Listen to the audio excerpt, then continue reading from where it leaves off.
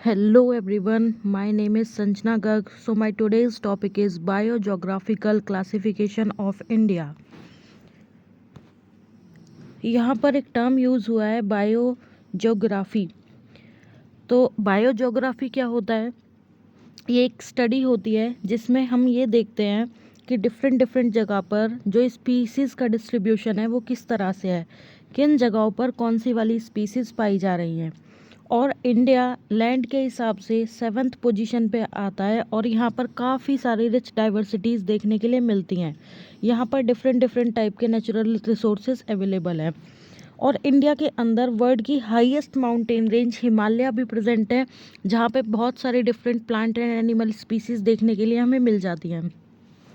अगर हम साउथ की साइड से देखें तो इंडिया 3 टाइप के वाटर बॉडीज से घिरा हुआ है, Indian ocean, bay of Bengal and Arabian sea. अगर हम इंडिया के लेफ़्ट साइड पर देखते हैं तो लेफ़्ट साइड पे हमें क्या देखने के लिए मिलता है? अरेबियन सी। राइट साइड पे bay of Bengal and southern side पे इंडियन ओशियन देखने के लिए मिलता है। इंडिया के 2 पार्ट यानी कुछ आइलैंड्स भी हैं, जैसे Andaman and Nicobar island and Lakshadweep island.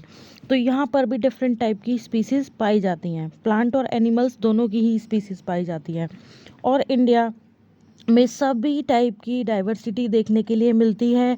यहाँ पर कोल्ड हाई से हाई माउंटेन रेंज देखने के लिए मिल जाती हैं, सी कोस्ट देखने के लिए मिल जाते हैं और यहाँ तक कि बहुत ही वेट नॉर्दर्न ईस्टर्न एरिया से लेके ग्रीन फॉरेस्ट तक देखने के लिए मिल जाते हैं और बहुत ही ड्राई नॉर्दर्न वेस्ट रीजन से लेकर एरिड डेजर्ट तक देखने के लिए मिल जाते हैं। तो यहाँ पे बहुत ही ज़्यादा वाइड वैरायटी हमें देखने के लिए मिलती है forest, wetlands, islands and oceans की। इंडिया में बहुत सारे रीजन काफ़ी ज़्यादा फर्टाइल है और यहाँ पर बहुत सारी नदियाँ पाई जाती हैं, जिसकी वजह से यहाँ की जो लैंड है वो काफ़ी फर्टाइल है और यहाँ पे डिफरेंट डिफरेंट टाइप के वेरिएशन देखने के लिए मिलते हैं। यहाँ फर्टाइल लैंड भी है, यहाँ हाई प्लेट्यूज भी है, यहाँ पर रिवर प्लेन्स भी हैं। तो ऐसे और मेजरली यहाँ पर 3 रिवर हैं जिनका जो सिस्टम है वो हमारी काफ़ी सारी पोर्शन ऑफ लैंड को फर्टाइल बनाता है। Ganga region, Brahmaputra region and Indus river region. India में जो क्लाइमेट है, अगर हम साउथ वेस्ट मानसून की बात करते हैं तो ये मोस्टली जून से अक्टूबर मंथ के बीच में रहता है। नॉर्थ ईस्ट रीजन की बात करते हैं तो ये अक्टूबर से नवंबर। एंड ड्राई विंड्स की अगर बात करते हैं तो जो इंडिया का नॉर्दर्न पार्ट है वहाँ पर ड्राई विंड्स देखने के लिए हमें मिलती हैं दिसंबर से फ़ेब के बीच में, जो कि ये यहाँ पर ठंडे महीने रहते हैं। मार्च से मई के बीच में ड्राई विंड रहेंगी, लेकिन ये जो विंड्स होती है कैसी होती है? हॉट होती हैं। और जो दिसंबर से फ़ेब के बीच में विंड्स होती हैं वो कैसी होती है? कोल्ड विंड्स होती हैं। फिर आगे बात करते हैं कि यहाँ पर कौन कौन से बायोजोग्राफिकल जोन्स पाए जाते हैं।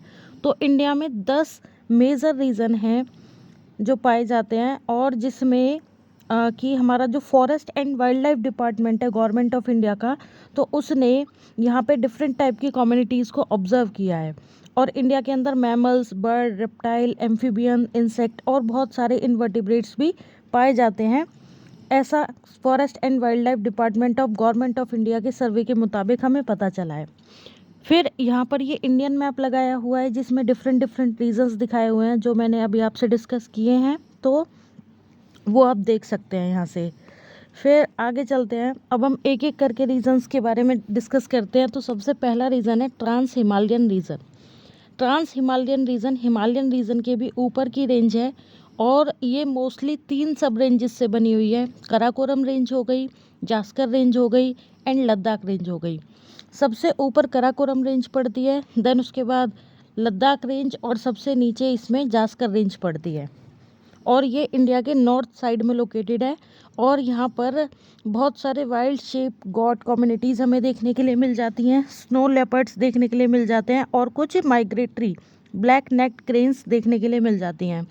फिर इसी से थोड़ा नीचे चलते हैं तो हमें हिमालय देखने के लिए मिलते हैं। ये जो हिमालयाज़ है ये सबसे यंगेस्ट फोल्ड है, यंगेस्ट माउंटेन चेन फोल्ड है पूरे वर्ल्ड के अंदर। और यहाँ पर भी बहुत सारे टाइप के डिफरेंट एवरग्रीन ट्रीज़ वगैरह पाए जाते हैं। ग्रासेस की ग्रोथ देखने के लिए मिलती हैं, जैसे कि ट्रीज़ कौन कौन से हैं? आक ट्री हो गया, चेस्टनट हो गया, कॉनिफर हो गया, ऐश है, पाइन है, देवदार है, तो ये कुछ एविडेंट प्लांट्स हैं जो हिमालयाज में देखने के लिए मिलते हैं। लेकिन जैसे ही जहाँ से स्लो लाइन स्टार्ट होती है, स्नो दिखनी स्टार्ट होती है, तो उस जगह पर जो वेजिटेशन है वो बहुत ही कम हो जाता है और मोस्टली ना के बराबर वहाँ पर वेजिटेशन होता है। फिर आगे अगर हम इन हिमालयन रेंज की बात करें तो इसमें और कुछ स्पीसीज़ भी देखने के लिए मिलती हैं, लाइक मोनल, वाइल्ड शिप हो गई, माउंटेन गोट्स हो गई, ibex, screw, Tapir, Panda and snow leopards, जो कि यहाँ देखने के लिए मिलते हैं। फिर थर्ड रीज़न की हम बात करें तो ये सेमी एरिड एरिया हो गया। सेमी मतलब हाफ, एरिड मतलब ड्राई। तो ये एक तरह से ट्रांजिशनल जोन है डेजर्ट और डेंसर फॉरेस्ट का। डेंसर फॉरेस्ट वेस्टर्न घाट के और डेजर्ट, इन दोनों के बीच की जो रेंज है ये सेमी एरिड रेंज होती है। और ये वाली जो रीजन है इसमें डिसकॉन्टिन्यूस वेजिटेशन हमें देखने के लिए मिलता है, मतलब कि through out the year vegetation यहाँ पे नहीं मिलता है, कुछ टाइम के लिए देखने के लिए मिलता है। और यहाँ की जो स्पीसीज़ हैं वो ज़ेरोफिटिक टाइप होती है। ज़ेरोफिटिक मतलब कि जिनमें जो पानी की नीड होती है वो कम होती है, कम पानी में ये खुद को ग्रो कर पाती हैं, तो ये ज़ेरोफिटिक प्लांट्स होते हैं। तो बहुत सारे ज़ेरोफिटिक हर्ब्स वगैरह देखने के लिए यहाँ पे मिल जाती हैं। और कुछ एनिमल्स लाइक एशियंटिक लॉयन, जिसके लिए गुजरात का जो गिर नेशनल पार्क है वो काफ़ी ज़्यादा फेमस है। कुछ birds, jackal, leopard, eagle, snakes, fox, buffaloes यहाँ पर देखने के लिए मिल जाते हैं। फिर हम फोर्थ रीजन की बात करते हैं तो ये वेस्टर्न घाट रीजन है। और ये जो वेस्टर्न घाट रीजन है ये कहाँ पर प्रेजेंट है, तो हम कह सकते हैं कि ये वेस्टर्न साइड जो हमारे वेस्ट और साउथ के बीच में पड़ेगी, तो उस जगह पर ये लोकेटेड है। और अगर इसकी हम लोकेशन देखना चाहें तो ये पेनिनसुला से 8 डिग्री नॉर्थ साइड और 1600 किलोमीटर दूर पड़ता है ताप्ती रिवर के माउथ से।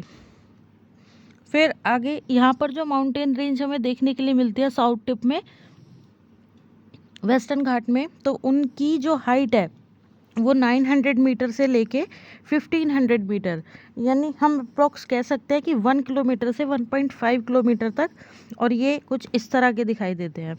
फिर आगे बात करते हैं कि यहाँ पर लगभग 25 बायोडाइवर्सिटी हॉटस्पॉट है जहाँ पर बहुत ही रिच स्पीसीज़ जो है हमें देखने के लिए मिलती हैं। और ये जो वेस्टर्न घाट है ये बहुत सारे प्लांट के लिए एक एंडेमिक रीजन है, और मोस्टली यहाँ पर जो फॉरेस्ट होते हैं वो एवरग्रीन होते हैं।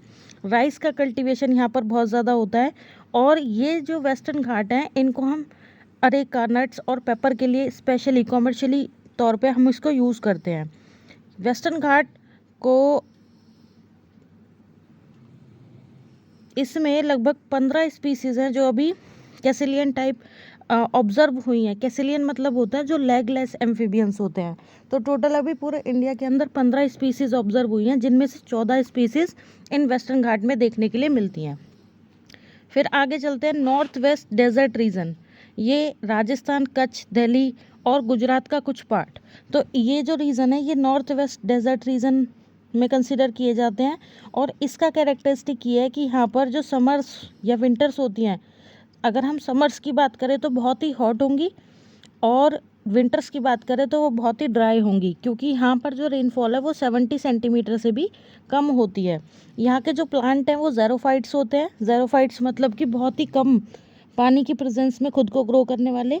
एग्जाम्पल जैसे बबूल हो सकता है, कीकड़ हो सकता है, वाइल्ड पाम हो सकता है। तो वो बिल्कुल मॉडरेट रेनफॉल या लेस रेनफॉल पर भी ग्रो हो जाते हैं। तो वो प्लांट मोस्टली यहाँ पे ग्रो होते हुए हमें नज़र आते हैं। कुछ एनिमल्स की अगर बात करें, फौना यहाँ पे किस तरह का है, तो इंडियन बस्टर्ड जो कि हाईली एंडेंजर्ड बर्ड है। इसके अलावा कैमल्स यहाँ देखने के लिए मिल जाते हैं, वाइल्ड एशेज, फॉक्स, स्नेक्स, इस तरह के एनिमल जो कि hot and arid desert area में रहते हैं, तो वो हमें यहाँ मिल जाते हैं। अब हम 6th जोन की बात करते हैं, डेक्कन प्लेट्यू। तो डेक्कन प्लेट्यू ये भी एक सेमी एरिड जोन ही है, और ये ऐसा रेन शेडो एरिया है। जो वेस्टर्न घाट है वहाँ से रेन शेडो क्रिएट होती है, जिसकी वजह से यहाँ पर जो बारिश होती है वो बहुत ही कम होती है। और यहाँ पे किस टाइप का फौना पाया जाता है, जैसे स्लॉथ बियर हो गया, वाइल्ड बियर हो गया, गौर हो गए, सांबर हो गए, चिट्टाल हो गए। तो ये कुछ एनिमल्स है जो यहाँ पे पाया जाता है, और स्पेशली बारहसिंगा। फिर गैंगेटिक प्लेन जो हमारा 7th प्लेन है, 7th कह सकते हैं लैंडस्केप है। तो ये जो गैंगेटिक प्लेन है ये भी काफ़ी ज़्यादा स्पीसीज से रिच है, और मोस्टली ये 2 रिवर के सिस्टम के लिए मीन्स गंगा और ब्रह्मपुत्रा, इनके लिए क्या प्रोवाइड करता है, ये ड्रेनेज सिस्टम प्रोवाइड करता है इन दोनों रिवर्स के लिए यहाँ पर। और ये जो यहाँ पर जितनी भी ऐसे फसल वगैरह जो ग्रो होती हैं, स्पेशली इस रीज़न को हम एग्रो बेस्ड इकोनॉमी में जो है कंसिडर कर सकते हैं, क्योंकि यहाँ पे बहुत ही ज़्यादा इकोनॉमिकली वैल्यूएबल ट्रीज़ वगैरह देखने के लिए मिलती हैं, जैसे टीक, साल, शीशम, महुआ और खैर की लकड़ियाँ, जो कि काफ़ी महंगी होती हैं और डिफरेंट डिफरेंट जगह पे यूज़ होती हैं, तो वो यहाँ पे ग्रो होती हैं, जिसकी वजह से ये जो रीज़न है ये एग्रो बेस्ड इकोनॉमी भी हमें प्रोवाइड करता है। फिर 8th रीज़न है हमारा नॉर्थ ईस्ट रीज़न।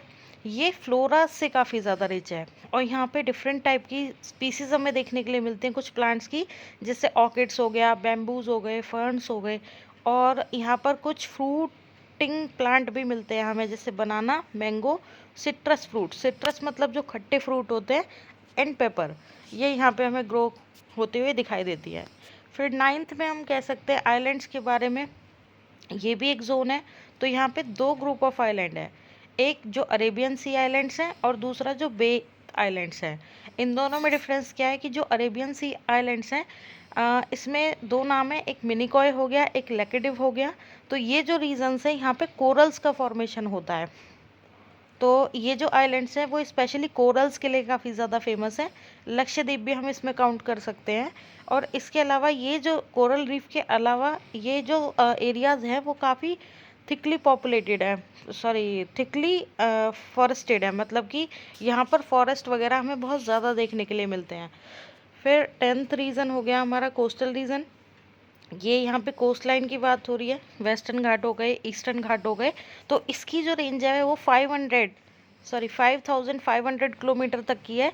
लेकिन इसमें अगर हम वेस्टर्न कोस्ट की बात करें तो वेस्टर्न कोस्ट ईस्ट के कंपैरिजन में नैरो है, बट गल्फ ऑफ कैनबरी एंड गल्फ ऑफ कच्छ वाला जो रीजन है ये थोड़ा सा ब्रॉड है यहाँ पर। और यहाँ पर हम देखते हैं कि